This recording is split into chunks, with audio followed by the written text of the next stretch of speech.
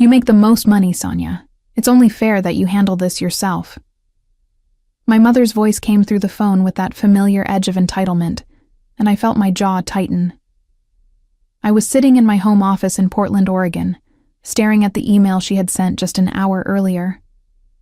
The subject line read, "Our 40th Anniversary Dream Celebration." Inside was a detailed list of gifts my parents expected for their upcoming anniversary. A $20,000 Mediterranean cruise, a luxury sedan worth $30,000, and a $10,000 emerald bracelet my mother had been eyeing for months. $60,000 total. My name is Sonia. I'm 42 years old, and I've spent the last 20 years building my career as the owner of Brightvale Mining, a successful mineral extraction consulting firm. I've worked hard for everything I have: the comfortable home, the financial security, the respect in my industry. But to my family, my success has always meant one thing: I'm the bank. "Mom, that's a lot of money," I said, trying to keep my tone level. "Have you talked to Kevin or Jenna about chipping in?" "Why would we do that?" she replied, her voice sharp. "Your brother just bought a house, and your sister has 3 kids to raise. They're struggling. You're the one with the high-paying job and no children to support. This shouldn't be a burden for you." I closed my eyes and took a deep breath. This wasn't new. For years, my parents had treated me like their personal ATM. Need a new roof? Call Sonia. Want to remodel the kitchen? Sonia will cover it. Planning an extravagant vacation? Sonia has the money. And every time I hesitated or suggested they ask my siblings to contribute, I got the same lecture about how I was selfish, how I didn't understand real struggle, how I should be grateful they raised me. "I'm not saying I won't help," I said carefully. "I'm just asking if Kevin and Jenna could contribute something. Even a small amount would—" "Absolutely not." My mother cut me off. "I already told you they can't afford it. Besides, this is our 40th anniversary. We deserve something special after all these years. Don't you think we've earned it?" There it was.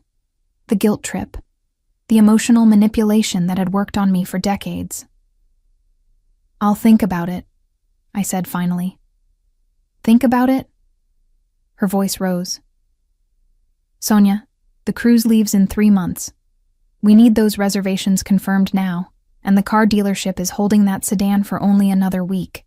I don't understand why you're being so difficult about this." I said, "I'll think about it, Mom. I need to go."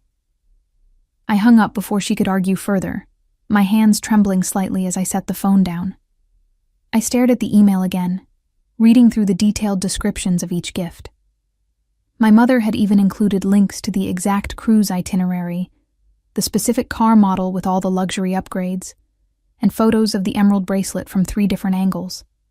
This wasn't a request. It was a demand. I thought about my siblings. Kevin, 39, had just purchased a beautiful 4-bedroom house in the suburbs with his wife. They drove matching SUVs and took the kids to Disneyland every year. Jenna, 36, lived in a spacious home with a pool, sent her 3 children to private school, and posted photos on social media of their family trips to the beach every summer. Neither of them was struggling. Not really. But they were smart. They had learned to plead poverty whenever my parents needed something, and my parents always believed them. Or maybe they just didn't care, because they knew I would cave in eventually. I pulled up my banking app and looked at my savings account. I had the money. That was the frustrating part. I could afford to give my parents this anniversary gift without seriously impacting my finances. But the principle of it made my stomach turn. Why was I always the one expected to shoulder the entire burden? Why did my success mean I owed them everything while my siblings owed nothing? My phone buzzed with a text from my mother. "I've already told everyone at the country club about the cruise and the car. Please don't embarrass us by making us take back those plans." I felt something shift inside me then. A small crack in the foundation of guilt and obligation that had held me in place for so long. She had already told people. She had already made promises using my money, without even waiting for my agreement. I set my phone face down on the desk and turned back to my computer. I had work to do, decisions to make. But that crack kept growing, and with it came a question I had never allowed myself to ask before. What would happen if I just said no? Growing up, I had always been the responsible one. The oldest child, the one who got good grades, who never caused trouble, who made my parents proud. Kevin and Jenna were different. Kevin was charming and funny, always getting away with things because he could make people laugh. Jenna was the baby, delicate and sweet, the one everyone wanted to protect. And I was Sonia. Reliable, capable, boring Sonia.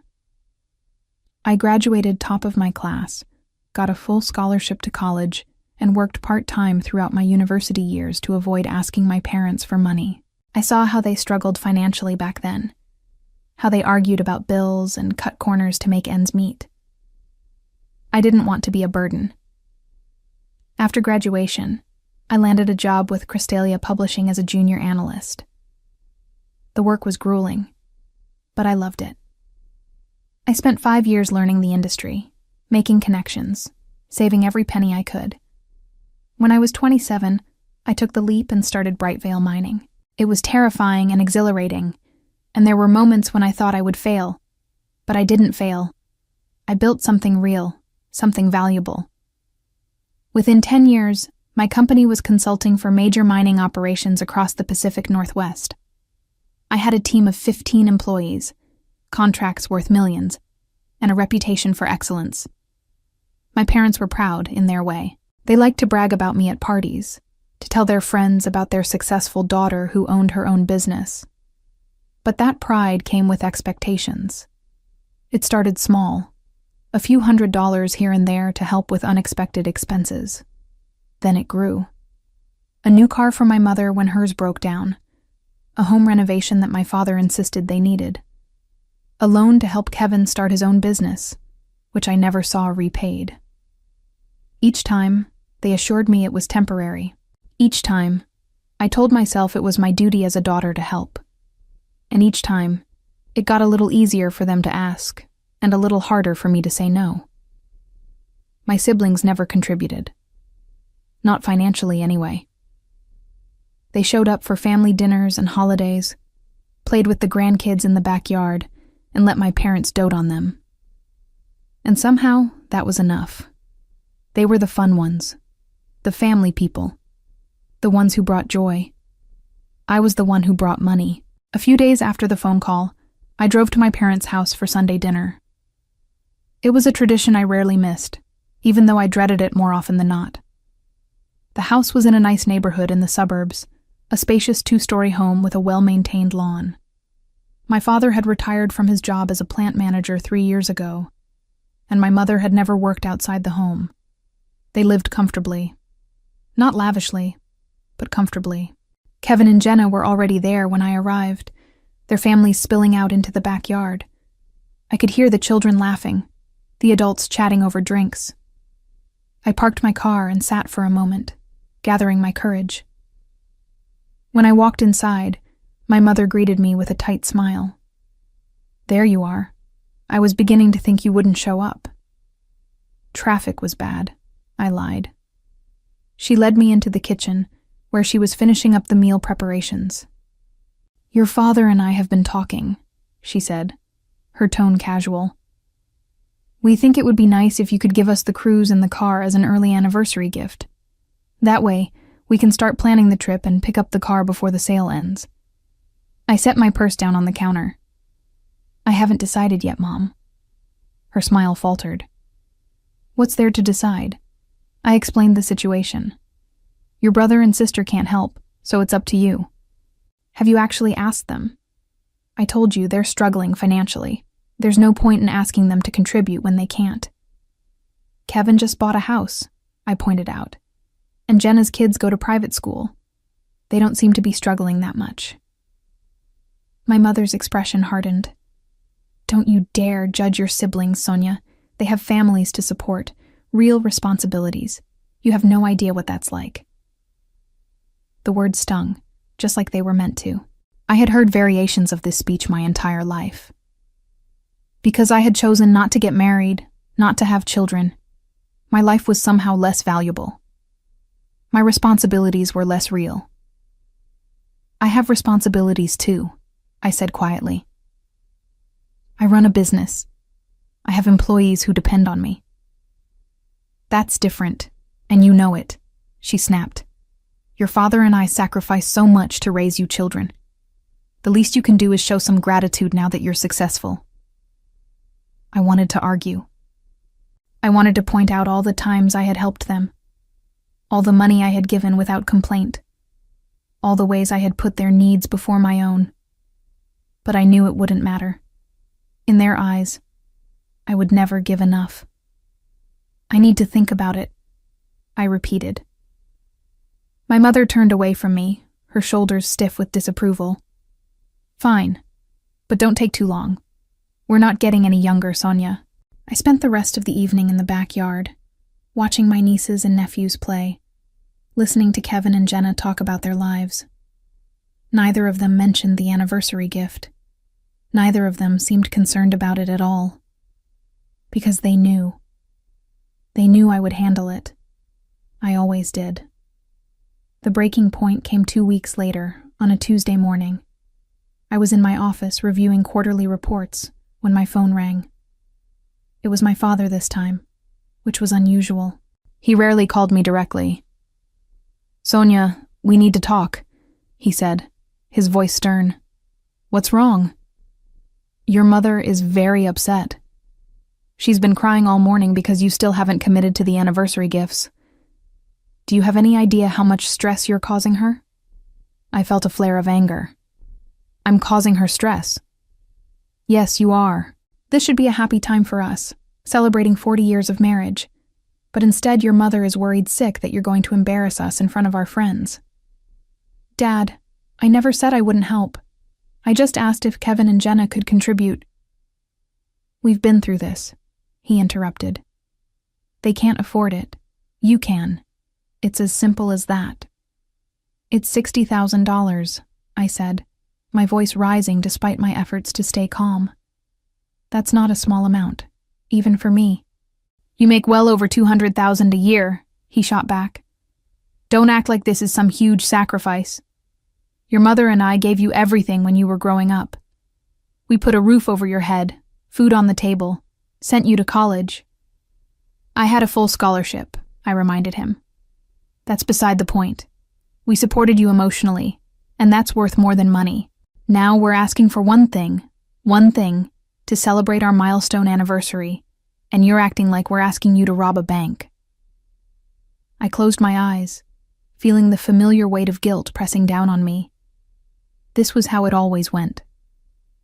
They asked for something unreasonable. I hesitated. And then they made me feel like a terrible daughter for not immediately complying. I'll transfer the money by the end of the week, I heard myself say. Thank you, my father said, his tone warming immediately. I knew you'd come through. You're a good daughter, Sonia. Your mother will be so relieved. He hung up, and I sat there staring at my computer screen, feeling hollow. That evening, I met my best friend Lauren for dinner at a small Italian restaurant downtown. Lauren and I had known each other since college, and she was one of the few people who knew the full extent of my family situation. You're not seriously going to give them all that money, are you? She asked, after I told her about the conversation with my father. What choice do I have? You say no. That's the choice you have. I shook my head. You don't understand. They'll never forgive me. They'll tell everyone I'm selfish, that I abandoned them when they needed me most. Kevin and Jenna will back them up, and I'll be the villain in every family story from now on. So what? Lauren leaned forward, her eyes intense. Sonia, they've been using you for years. They don't appreciate what you do for them. They just expect it. And the more you give, the more they'll demand. They're my parents. They're taking advantage of you. I knew she was right. Deep down, I had always known. But acknowledging it felt like admitting I had been a fool for all these years. That I had wasted decades trying to earn love that was never going to be freely given. I just want them to be happy, I said quietly. What about your happiness? Lauren asked. When do you get to matter? I didn't have an answer for that. That night, I lay in bed unable to sleep, my mind racing. I kept thinking about the conversation with my father, the way he had dismissed my concerns so easily, the way he had made me feel guilty for even hesitating. I thought about my mother's text, about how she had already told people about the gifts before I had agreed to pay for them. I thought about Kevin and Jenna, living their comfortable lives while I footed the bill for our parents' extravagances. I thought about all the times I had sacrificed my own wants and needs to make my family happy, and how little appreciation I had received in return. And then I thought about what Lauren had said. When do you get to matter? I got out of bed and went to my home office. I pulled up the email from my mother again, reading through the detailed gift list. The cruise, the car, the bracelet. $60,000 worth of demands dressed up as requests. I opened my banking app and looked at the transfers I had made to my parents over the years. Tens of thousands of dollars, given freely because I loved them, because I wanted to help, because I thought it was my responsibility as the successful daughter. How much had Kevin contributed? How much had Jenna? I opened a new spreadsheet and started calculating. Every gift, every loan, every emergency payment I had covered. The numbers added up quickly, far beyond what I had realized. Over the past 10 years, I had given my parents more than $200,000. $200,000. I sat back in my chair, stunned. I had known it was a lot, but seeing it laid out in black and white made it real in a way it hadn't been before. And suddenly, I was angry. Truly, deeply angry. Not just at my parents, but at myself. For being so willing to be used. For never standing up for myself. For letting them convince me that my worth was measured only by what I could provide. I looked at the email one more time. The cruise, the car, the bracelet. And then I started typing a reply. I stared at the blank email for a long time before I started typing. My fingers hovered over the keyboard, and I felt my heart pounding in my chest. This was it. The moment where I either stood up for myself or fell back into the same pattern I had followed for 20 years. I began to type. Dear Mom and Dad, I've given your anniversary gift request a lot of thought over the past few weeks. After reviewing my finances and considering everything carefully, I've decided that I won't be able to provide the gifts you've requested. I hope you understand, and I wish you a wonderful anniversary celebration. Love, Sonia. My finger hovered over the send button. It was such a simple message, polite even, but I knew it would detonate like a bomb in my family. I took a deep breath and clicked send before I could change my mind. The response came within 10 minutes. My phone started ringing immediately. It was my mother. I let it go to voicemail. She called again, and again. On the fourth call, I finally answered. How dare you? She hissed into the phone. How dare you embarrass us like this? Mom, I'm not trying to embarrass anyone. I just can't afford to spend $60,000 right now. That's a lie, and you know it. You make plenty of money. You just don't want to help your own parents. That's not true. I've helped you countless times over the years. I've given you hundreds of thousands of dollars. And we're supposed to be grateful? She interrupted. We're your parents, Sonia. We raised you. You owe us. Those words hit me like a physical blow. I owe you? Yes, you owe us. We could have spent that money on ourselves, but we invested it in you. We gave you a good home, a good education. I paid for my own education, I said, my voice shaking. I worked 2 jobs through college to avoid asking you for money. Well, we paid for everything before that. Do you have any idea how expensive it is to raise a child? And you were always such a demanding child, always needing new clothes and school supplies, and every child needs those things, I said, feeling tears sting my eyes. That's what parents are supposed to provide. Don't you lecture me about parenting, my mother snapped.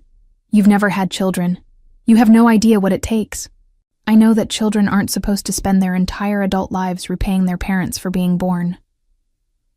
There was a long silence on the other end of the line. When my mother spoke again, her voice was cold. I see. So this is how you really feel. After everything we've done for you, this is the gratitude we get. Mom, please.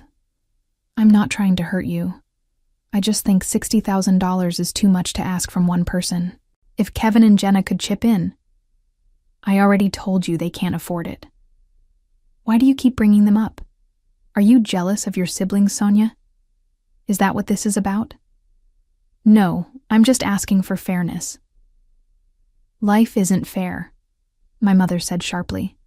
Some people have more, and some people have less. You have more, so you should help those who have less. That's what family does. But I'm family too, I said quietly. Doesn't anyone care about what I need? What you need? She laughed, a harsh sound. You need nothing, Sonia. You have a big house, a successful business, plenty of money in the bank. What could you possibly need? I wanted to tell her that I needed to feel valued for more than my bank account. I needed to feel like my sacrifices mattered. I needed to be treated with the same consideration and respect they gave my siblings. But I knew it wouldn't make a difference. I'm sorry you're disappointed, I said finally. But my answer is no. I hung up before she could respond. The phone rang again immediately. This time it was my father. I sent it to voicemail. Then Kevin called, then Jenna, then my mother again. I turned off my phone and sat in the silence of my office, my hands trembling. I had done it. I had actually said no. The relief I felt was almost overwhelming, mixed with a deep sense of dread. I knew this wasn't over. My parents wouldn't accept my refusal quietly. They would push back, manipulate, guilt trip, and do whatever it took to get what they wanted. But for the first time in my life, I had drawn a line. The next morning, I woke up to find my email inbox flooded with messages from my family. My mother had sent 3 long emails detailing all the ways I was a disappointment, all the sacrifices she and my father had made for me, and how ungrateful and selfish I was being. My father had sent a shorter but equally harsh message, questioning my character and values. But the message that hurt the most came from Jenna. Sonia, I don't understand why you're doing this to Mom and Dad. They've always been so proud of you, and now you're breaking their hearts over money. I know you have your own life and your own expenses, but this is their 40th anniversary. Can't you put them first for once? I would help if I could, but you know how tight things are for us right now with the kids and everything. Please reconsider. They're getting older, and they won't be around forever. Do you really want to ruin this special milestone for them? I read the message 3 times, feeling anger build with each read. Jenna's kids went to a private school that cost $20,000 a year per child. She and her husband drove luxury SUVs and had just installed a new pool in their backyard. But somehow, she couldn't contribute even $1,000 to our parents' anniversary gift. And Kevin hadn't even bothered to message me. He had sent my mother a message instead, which she had forwarded to me. In it, he expressed his disappointment in me and assured my mother that he would help if he could. But his new house had stretched his budget to the limit. His new house had cost $450,000. I realized then that my family had created a system where I was the designated provider and my siblings were the designated recipients of sympathy and understanding. They had learned that if they claimed poverty loudly enough, they would be absolved of all responsibility. And I had enabled that system by always stepping up to fill the gap. Well, not anymore. 2 days after I sent my refusal email, my mother showed up at my office unannounced. My assistant buzzed me to let me know she was in the lobby, and I felt my stomach drop. I considered telling my assistant to send her away, but I knew that would only make things worse. Send her up, I said reluctantly. My mother swept into my office 5 minutes later, dressed in an expensive outfit I recognized because I had paid for it 6 months ago. Her face was set in an expression of wounded dignity. "I cannot believe you would refuse to see your own mother," she said, even though I hadn't refused anything. "I'm working, Mom. I have meetings all afternoon. This won't take long. I just need you to understand what you're doing to us." She sat down in the chair across from my desk without being invited. "Your father and I have told all our friends about the cruise in the car. We've already made plans with other couples to dine together during the trip. Do you have any idea how humiliating it would be to cancel now?" "You made those plans before I agreed to pay for anything," I pointed out. "Because we assumed you would help us. You always have before. Maybe that's the problem. Maybe I've helped too much." Her eyes narrowed. "What's that supposed to mean?" I took a deep breath. "It means that I've given you hundreds of thousands of dollars over the years, and I've never asked for anything in return. Not gratitude, not recognition, just basic respect for my time and my finances. But instead, you take my help for granted and get angry when I set boundaries." "Boundaries?" She said the word like it was obscene. "Is that what this is? Some kind of therapy speak you picked up from one of your self-help books?" "No, it's common sense. I work hard for my money, and I have the right to decide how to spend it." "Of course you do," my mother said, her voice dripping with false sweetness. "And we're just asking you to spend it on your parents, who gave you life and raised you to be the successful woman you are today. You didn't make me successful. I did that myself." The words came out harsher than I intended, but they were true. My parents had provided the basics when I was growing up, but they hadn't supported my business dreams. They had thought I was foolish for starting my own company, had told me I should get a stable job with benefits instead. When I succeeded despite their doubts, they were happy to bask in reflected glory, but they had never acknowledged the risks I took or the work I put in. My mother's face flushed red. "How dare you speak to me that way? I came here to have a reasonable conversation, and you're attacking me." "I'm not attacking you. I'm just being honest." "Honest?" She stood up abruptly. "You want honesty?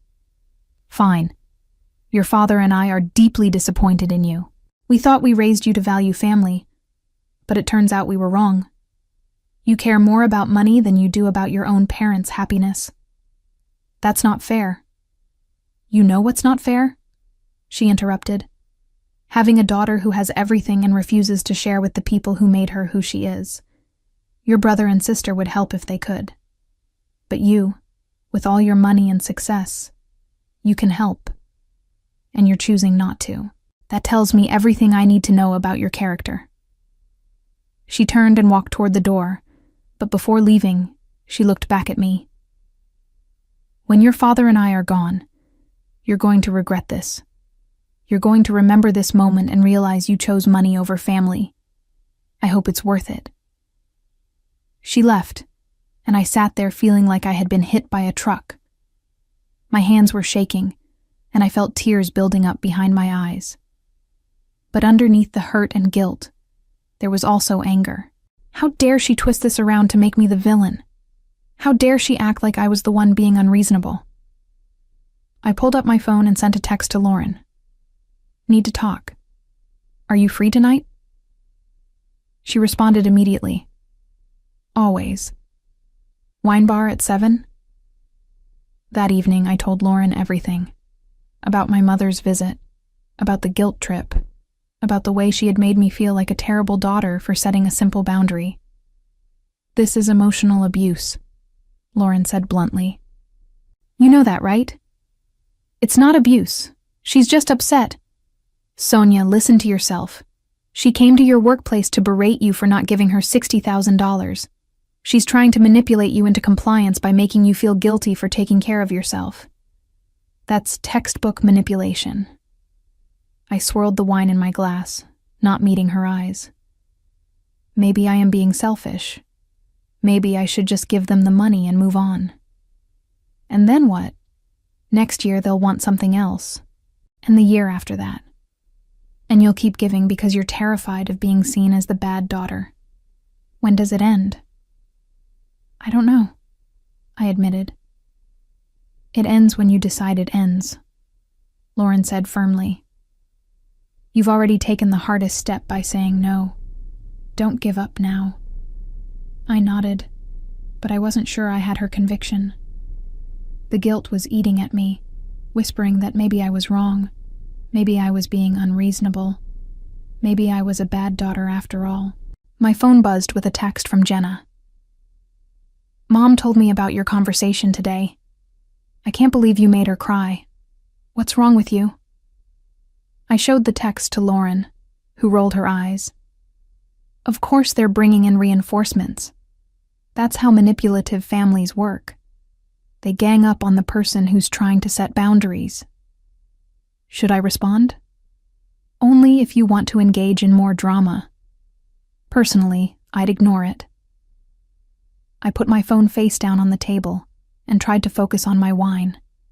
But even as I sat there with my best friend, I felt the weight of my family's disapproval pressing down on me like a physical thing. The next morning, I received an email from my father. It was longer than his usual messages, and as I read it, I felt my heart sink. He detailed every sacrifice they had made for me as a child. Every dollar spent, every time they put my needs before their own, every sacrifice of their comfort for my benefit. He calculated that they had spent approximately $200,000 raising me to adulthood, and suggested that the $60,000 they were asking for now was actually quite reasonable considering their investment in me. He ended the email with, "We're not asking for your money, Sonia. We're asking for what we're owed." The email from my father sat in my inbox like a poison, and I read it over and over again until the words blurred together. They thought I owed them, not just gratitude or love, but actual financial compensation for the crime of being born and raised. I thought about responding, about trying to explain why this was wrong, but I knew it wouldn't matter. In their minds, they had created a ledger where every meal they fed me, every piece of clothing they bought me, every roof over my head was a debt I needed to repay with interest. Instead of responding, I did something I had never done before. I opened my financial records and started documenting everything. Every transfer to my parents, every gift, every loan that was never repaid, every emergency expense I had covered. I created a detailed spreadsheet with dates, amounts, and descriptions. The final number was $237,000. I had given them more than they claimed to have spent raising me. I stared at the spreadsheet for a long time, feeling something shift inside me. This wasn't just about the anniversary gifts anymore. This was about a pattern of behavior that had defined my relationship with my family for my entire adult life. I picked up my phone and called my financial advisor, Patricia. I need to make some changes to my financial planning, I told her. What kind of changes? I want to set up a trust for myself, something that's protected, that can't be accessed by anyone else. And I want to review all my automatic transfers and subscriptions to see if there's anything going to family members. There was a pause. Is everything all right? It will be, I said. I'm just taking control of my finances. Over the next week, I worked with Patricia to restructure my financial life. I canceled the credit card I had given my mother for emergencies that she used for shopping. I stopped the automatic monthly transfers I had been sending to help with their expenses. I locked down my accounts and made sure no one but me had access to my money. It felt simultaneously terrifying and liberating. My mother noticed immediately. 2 days after I canceled the credit card, she called me in a panic. My card was declined at the store, she said, her voice shrill. I was in the middle of checking out, and the cashier told me there was a problem. I've never been so embarrassed in my life. I canceled the card, I said calmly. You what? Why would you do that? Because it was my card, and I no longer want to provide it. But I need that card for household expenses. You and Dad have your own income. You can use your own cards for household expenses. Sonia, this is ridiculous. You're punishing us because you're angry about the anniversary gifts. I'm not punishing anyone. I'm just setting boundaries. Boundaries. She spat the word. You and your boundaries. Do you know what I think? I think you've become selfish and cold. Success has changed you, and not for the better. Maybe you're right, I said. Or maybe I'm finally learning to value myself. This conversation is over, she said. But mark my words, Sonia. You're going to regret this. Family is everything, and you're throwing yours away over money. She hung up, and I sat there feeling the familiar guilt try to creep back in. But this time, I pushed it away. I wasn't throwing away my family. They were the ones who had reduced our relationship to financial transactions. That evening, I received a group text from Kevin. It was sent to me, Jenna, and our parents. I think we should have a family meeting to discuss what's been going on. This situation with Sonia is tearing us apart, and we need to clear the air. Can everyone come to Mom and Dad's house this Sunday? I stared at the text, knowing this was a trap. They wanted to get me in a room where they could all gang up on me, where I would be outnumbered and overwhelmed. In the past, I would have gone. I would have walked into that ambush because I was too afraid of being seen as difficult or uncooperative. But not this time. I typed out a response. I don't think a group meeting would be productive right now. If anyone wants to talk to me individually, I'm available. The responses came quickly. Jenna, that's so typical of you, Sonia. You can't even be bothered to show up for your own family. Kevin, we're trying to fix this, and you're making it harder. Just come to the meeting. My father, your mother is very upset. The least you can do is show up and explain yourself. I turned off my phone and went for a walk. It was a clear evening in Portland, and I walked for hours through my neighborhood, thinking about everything that had happened. I thought about the years I had spent trying to earn my family's love through generosity. I thought about all the times I had sacrificed my own needs and wants to make them happy. And I thought about what Lauren had asked me. When do you get to matter? When I got home, I turned my phone back on to find 17 missed calls and 32 text messages. I didn't read any of them. Instead, I opened my laptop and started writing. I wrote an email to my parents, Kevin and Jenna. I chose my words carefully, without anger or accusation, just simple facts. I've spent the past week reviewing my finances, and I've realized that over the past 10 years, I've given Mom and Dad $237,000. This doesn't include the money I've loaned to Kevin or the various gifts and expenses I've covered for everyone over the years. I've never asked for this money back, and I've never expected repayment. I gave it freely because I love you and wanted to help. But I've come to understand that my generosity has been taken for granted and even turned into an expectation. The request for $60,000 in anniversary gifts was the moment I realized this pattern needed to change. Not because I don't love Mom and Dad, and not because I don't value family, but because a healthy relationship can't be based solely on financial transactions. I'm setting boundaries moving forward. I will no longer be providing regular financial support, emergency loans, or expensive gifts. This isn't a punishment. It's a necessary change for my own well-being. I hope that in time, we can rebuild our relationship on a foundation of mutual respect rather than financial dependence. But that will require all of us to make changes, not just me. Love, Sonia. I attached the spreadsheet showing all my financial contributions over the years and hit send before I could second-guess myself. Then I closed my laptop, poured myself a glass of wine, and waited for the explosion I knew was coming. But I also felt something I hadn't felt in years. Free. The explosion came within an hour. My mother called first, screaming so loudly I had to hold the phone away from my ear.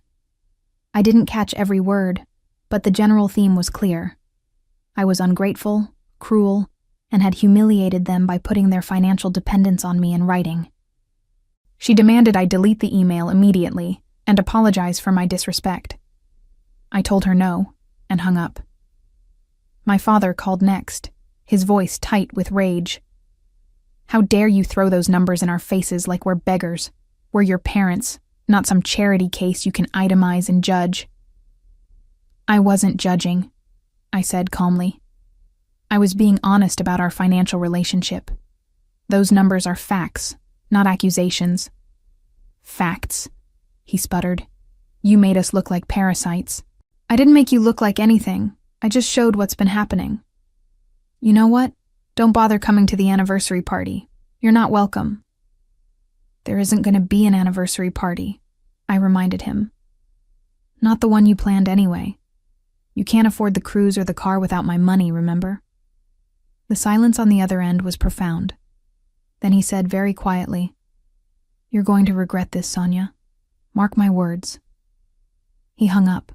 Kevin sent a long text calling me selfish and accusing me of trying to make myself look like a martyr. Jenna sent an even longer message saying I had always been jealous of them and was using money as a weapon to hurt our parents.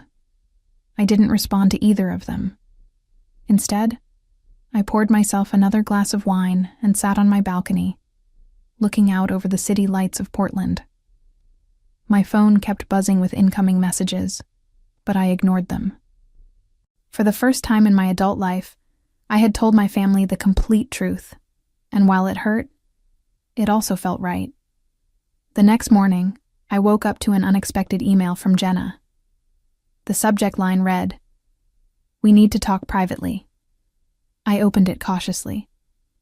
"Sonia, I know you're angry right now, and maybe you have reasons to be. But I think there's been a misunderstanding about my financial situation. Can we meet for coffee this week? Just the two of us. I want to explain some things." I stared at the email suspiciously. This was unlike Jenna. She was usually happy to go along with whatever our parents said, never questioning, never pushing back. But there was something in the tone of this message that seemed genuine. Against my better judgment, I agreed to meet her. We met at a small coffee shop near her house 2 days later. Jenna arrived looking tired, without her usual careful makeup and styled hair. She ordered a latte and sat down across from me with an expression I couldn't quite read. "Thanks for coming," she said. "I wasn't sure you would." "I almost didn't." She nodded. "I deserve that. I know I haven't been fair to you over the years." I waited, not sure where this was going. "The thing is," Jenna continued, "I didn't realize how much money you'd been giving Mom and Dad. I knew you helped them sometimes, but I thought it was just a few thousand here and there. When I saw that spreadsheet, I was shocked." "You really didn't know?" "No. Mom always made it sound like you were happy to help, like it wasn't a big deal for you. She said you had so much money that you barely noticed when you gave them some." "I noticed," I said quietly. Jenna wrapped her hands around her coffee cup. "I also didn't know they'd been asking you for $60,000 for their anniversary. Mom told me they were planning something special, but she never mentioned how much it cost or that you were expected to pay for all of it. What did you think? That they suddenly came into money? Honestly, I try not to think about their finances at all. It's easier that way." She looked down at her cup. "I know that makes me sound terrible, but dealing with Mom and Dad is exhausting. They always want something, always have some crisis or complaint. I learned a long time ago that the best way to handle them is to just stay out of it. By letting me handle everything instead." "Yes," she admitted. "And I'm sorry for that. It wasn't fair to you." I studied my sister's face, looking for signs of manipulation, but all I saw was genuine discomfort and maybe a little shame. "Why are you telling me this now?" "Because after you sent that email, Mom called me and asked if I could loan them $10,000 to help cover some of the anniversary costs. She said they'd already told their friends about the cruise in the car, and they needed to save face somehow." "What did you tell her?" "I told her I couldn't afford it. Which is true, by the way. We're not as well off as you think. We look good on the outside, but we're drowning in debt. The house, the cars, the private school, it's all financed to the limit. We have almost nothing in savings. I felt a strange mixture of vindication and pity. Why did you let Mom think you were struggling when she asked you to contribute to the anniversary gift? Because I am struggling. Maybe not in the way she thought, but we genuinely don't have spare money lying around. But the thing is, she never actually asked me to contribute. She just told me you were handling it. And I was relieved because I didn't have to deal with the guilt of saying no. Jenna's admission hung in the air between us. I didn't know what to say. Part of me wanted to be angry at her for benefiting from my generosity while doing nothing to stop our parents' demands. But another part of me recognized that she had been caught in the same system I had, just playing a different role. Mom called me again yesterday, Jenna continued. She was furious. She said you'd betrayed the family and that we all needed to band together to make you see reason. She wanted me to convince you to change your mind about the money. And I told her I couldn't do that. I told her I thought you had valid points, and that maybe it was time for everyone to be more realistic about their finances. I raised my eyebrows. How did that go over? About as well as you'd expect. She hung up on me. Then she called back an hour later and told me I was a disappointment, just like you. Despite everything, I felt a pang of sympathy for my sister. I'm sorry. Don't be. It was actually kind of liberating. I've spent my whole life trying to be the good daughter, the one who never caused problems. But you know what? I'm tired of it. I'm tired of pretending everything is fine when it's not. I'm tired of watching you get treated like an ATM while the rest of us get a free pass. What about Kevin? Does he feel the same way? Jenna shook her head. Kevin is different. He genuinely believes Mom and Dad deserve whatever we can give them. He doesn't see anything wrong with the way they've treated you. When I tried to talk to him about it, he said you were being dramatic, and that you should be grateful to have the opportunity to help our parents in their old age. They're 62, I pointed out. They're not exactly elderly. I know, but Kevin has always seen things the way Mom and Dad want him to see them. He's not going to change. We sat in silence for a moment, sipping our coffee.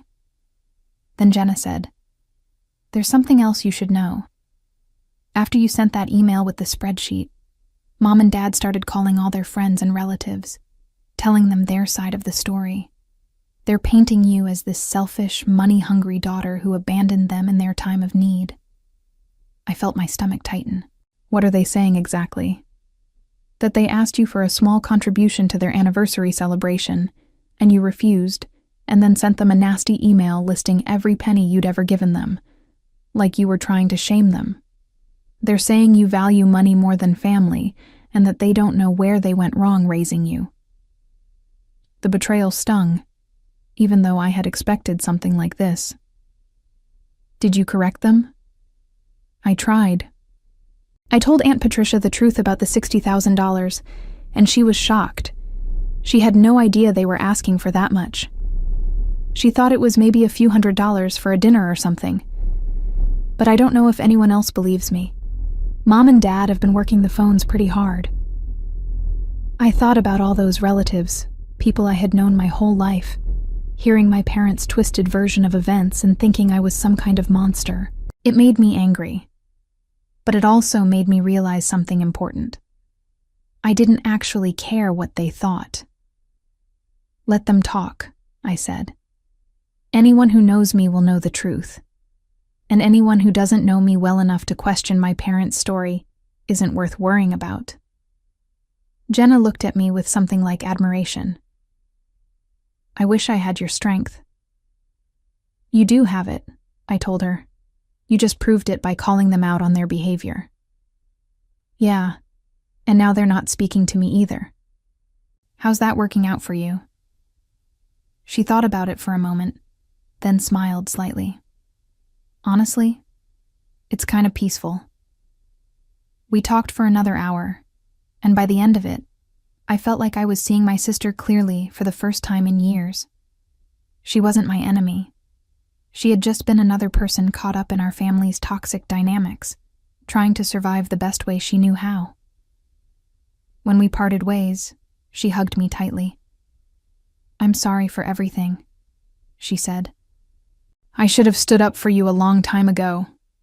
"You're standing up now," I said. "That's what matters." Over the next few weeks, the fallout continued. My parents stopped speaking to me entirely, which was actually a relief. Kevin sent me a few more angry messages before apparently giving up. Some extended family members reached out with questions, and I calmly explained my side of the story to those who asked. But the most surprising development came from an unexpected source. 3 weeks after I sent the email with the spreadsheet, I received a message from my father's sister, Aunt Helen. She lived across the country in Boston, and I hadn't spoken to her in years. "Sonia, I heard about what's been happening with your parents. I want you to know that I believe you, and I'm proud of you for standing up for yourself. Your parents have always had unrealistic expectations, and I'm glad someone finally called them out on it. If you ever need to talk, I'm here." The message brought tears to my eyes. I hadn't realized how much I needed someone from my family to validate my decision until that moment. 2 months after I refused to fund my parents' anniversary extravaganza, I heard through Jenna that they had scaled back their plans dramatically. Instead of a Mediterranean cruise and a luxury car, they had a modest dinner party at a local restaurant with a few close friends. My mother was apparently furious about the downgrade and spent the entire evening complaining to anyone who would listen about her ungrateful daughter. I didn't attend, obviously.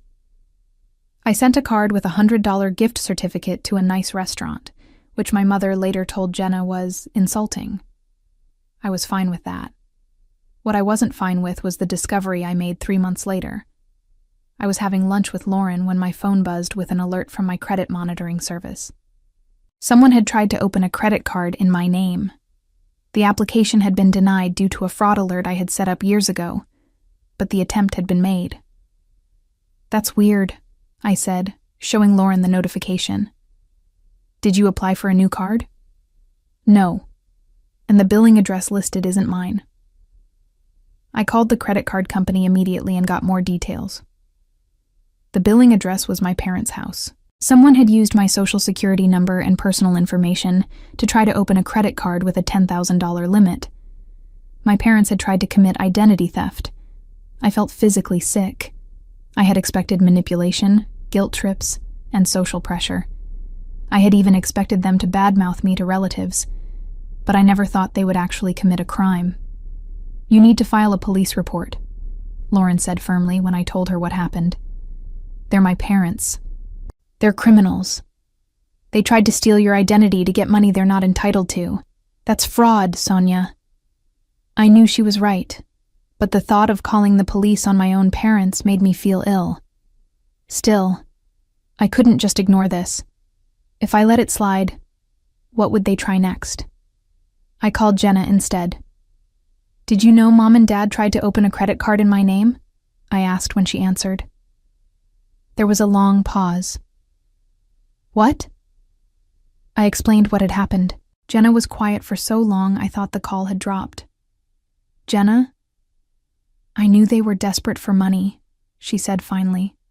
"Mom kept saying they needed to find a way to salvage their anniversary plans, that they couldn't let their friends think they were broke. But I never thought they would do something like this.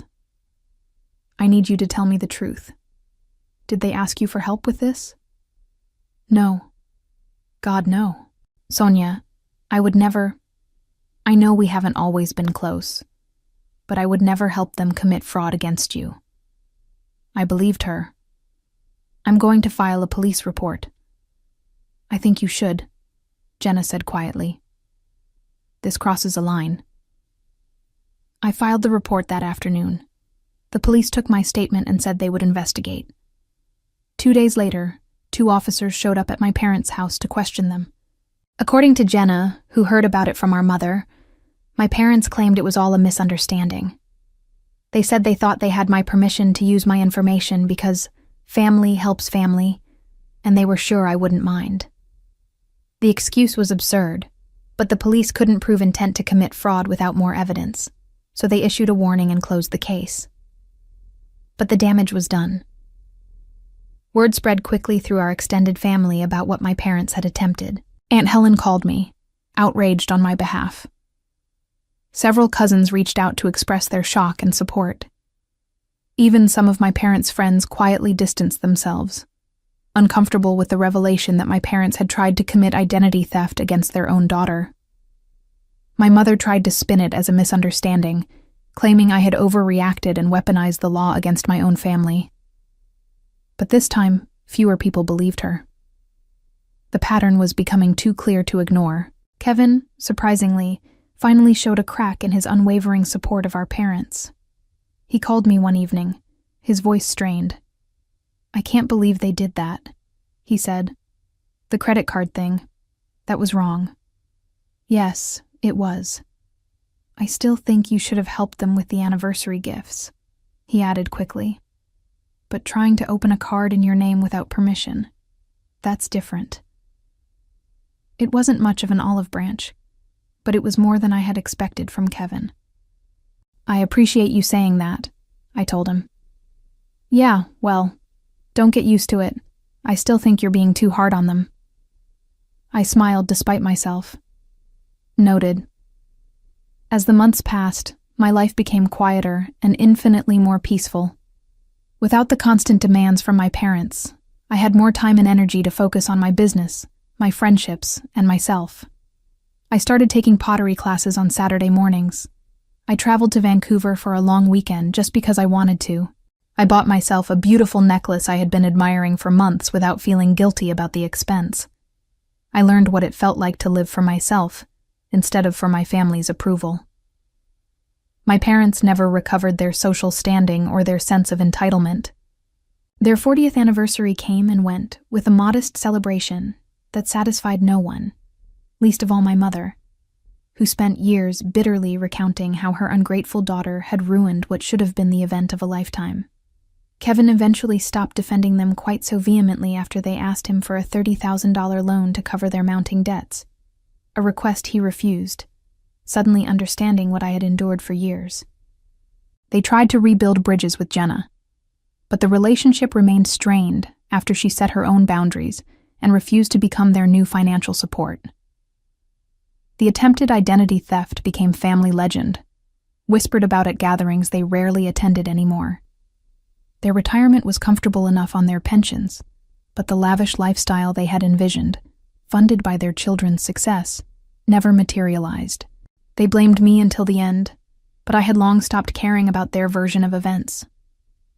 5 years after that fateful anniversary email, I stood on my new deck overlooking the mountains outside Portland, coffee in hand, watching the sunrise paint the sky in shades of gold and pink.